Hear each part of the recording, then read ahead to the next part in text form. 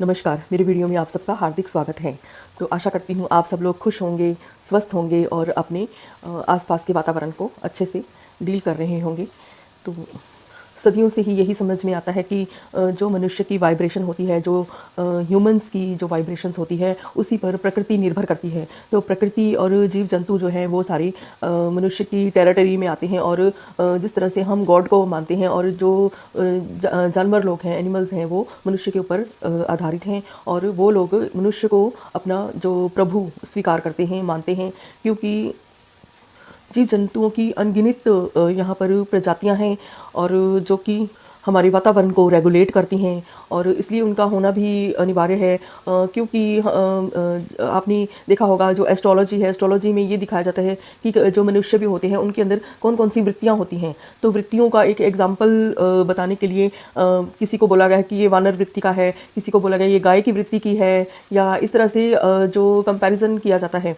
तो हर एक प्रकार की वृत्ति आपको एनिमल्स में देखने को मिलती है और उसी के रिलेटेड संस्कार या बोल देंगे कि जो हैबिट्स जो है वो कई तरह के मनुष्यों में भी पाई जाती हैं।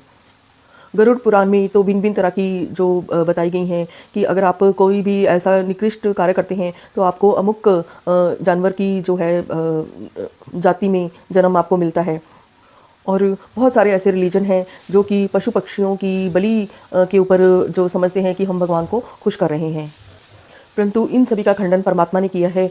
तो क्या हम ये समझ सकते हैं कि जो उनमें जो डीएनए मौजूद है या उनमें जो जीन्स मौजूद है कि वो ह्यूमंस में भी हो सकते हैं? ऐसा पॉसिबल नहीं है, क्योंकि अगर इतनी सारी जो अगर हम उस अपने कर्मों का भुगतान जानवर के रूप में देते होते तो फिर क्या हमें मनुष्य योनि में जो मनुष्य जीवन में कभी भी दुख प्राप्त होता? कभी नहीं होता, क्योंकि जानवरों को भी दुख सुख होता है, तो मनुष्यों का अलग से दुख सुख होता है। तो परमात्मा ने यहाँ पर खंडन किया है कि जो सबके जो डीएनए कह लें या हर एक जीव की जो है एक वो अलग से एक बीज है। जैसे सेब के बीज से संतरा नहीं उगाया जा सकता, इसी प्रकार से किसी और जो मनुष्य है, मनुष्य को कोई और जाति जो जानवरों की या किसी भी योनि उनको नहीं मिल सकती है।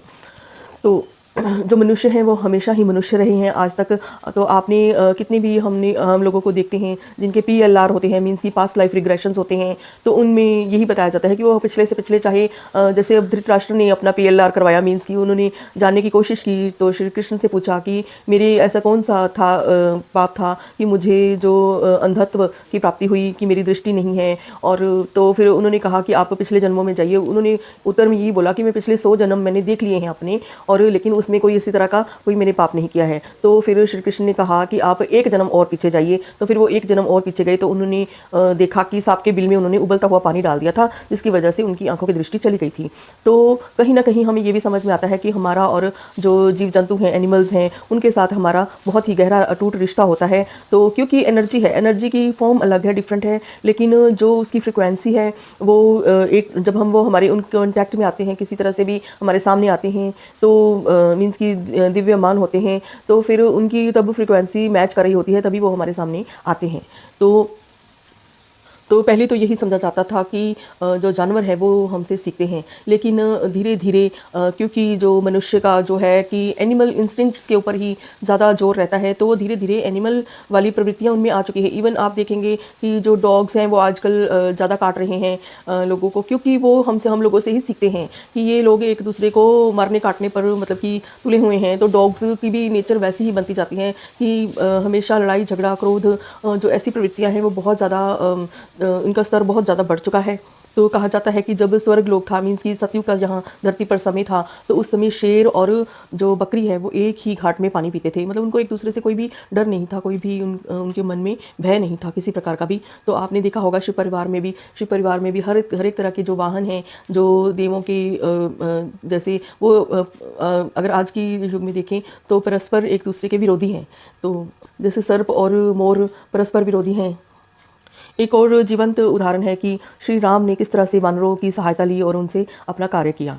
तो हमारे देश में सिर्फ 17% लोग ही जो है कि वो शिक्षित है। शिक्षित मीन्स की जो अंदर से उनको ज्ञान है, उनको एक तलाश है कि वो स्वयं में अपने आप को खुद को पूर्ण रूप से महसूस कर सके कि उनका पोटेंशियल क्या है।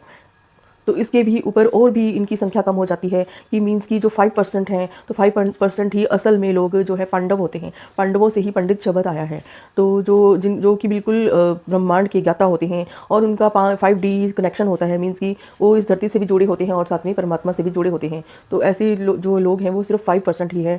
तो बाकी जो हम मानेंगे कि वो गिनती कौरवों की है, मीन्स कि जो 100 कौरव होते हैं और सिर्फ 5 मतलब 5% पांडव हैं और 100 जो बाकी हैं वो कौरवों की गिनती है। तो सीधा सीधा इसका अर्थ यही है कि जो उनको पांडव मीन्स की जो उनको गाइडेंस मिलती है तो वो उसके अकॉर्डिंग ही बाकी जो झुंडों के झुंड हैं वो झुंड उसको ही फॉलो करते हैं। जो ट्रेंड सेटिंग हो जाती है तो उसको ही फिर जो कॉन्शियसनेस में सबके ला दिया जाता है और उसके अकॉर्डिंग ही कोई भी मतलब ये नहीं है कि वो उस सत्यता को परखे और उसके ऊपर चले, तो ऐसा नहीं होता। और यही सबसे बड़ा पतन का कारण है और इस कारण से ही जो है जो अधोगति प्राप्त हुई है। लेकिन अब कई तरह की हम रोज़ सड़क पर ही देखते हैं, बहुत सारे झुंड इकट्ठे हो जाते हैं और किसी एक के को मतलब कि मतलब होता है कि दुष्ट प्रवृत्तियों को दिखाना शुरू कर देते हैं।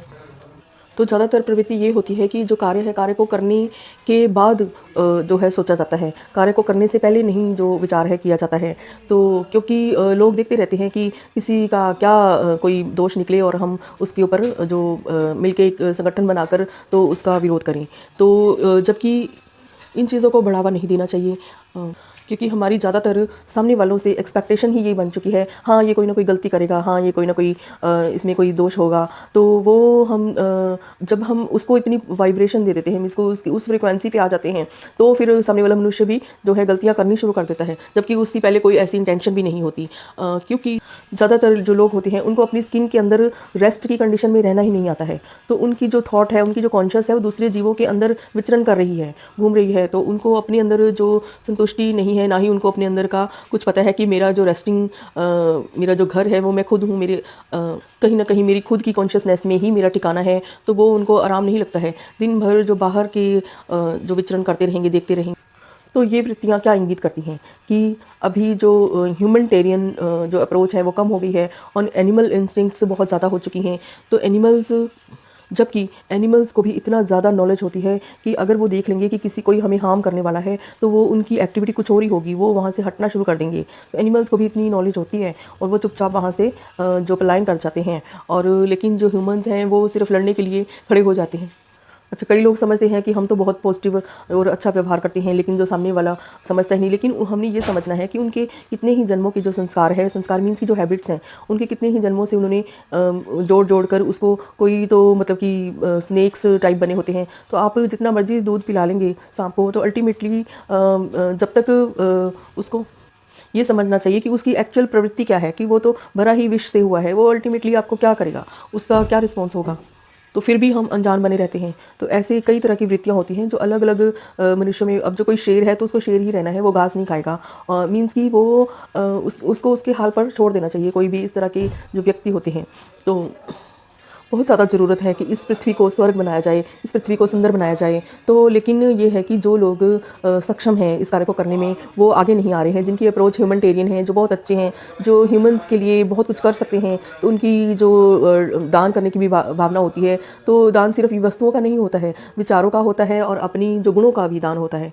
तो इस तरह से सहयोग जो है देना चाहिए एक दूसरे का, और जो बुराई है उसको ओवरकम करते हुए और उसको कम से कमतर करते जाना चाहिए, ताकि सबका जो कॉन्शियस लेवल है वो हायर स्टेजेस पर आ सके, जो 3D से 5D पर आ सकें।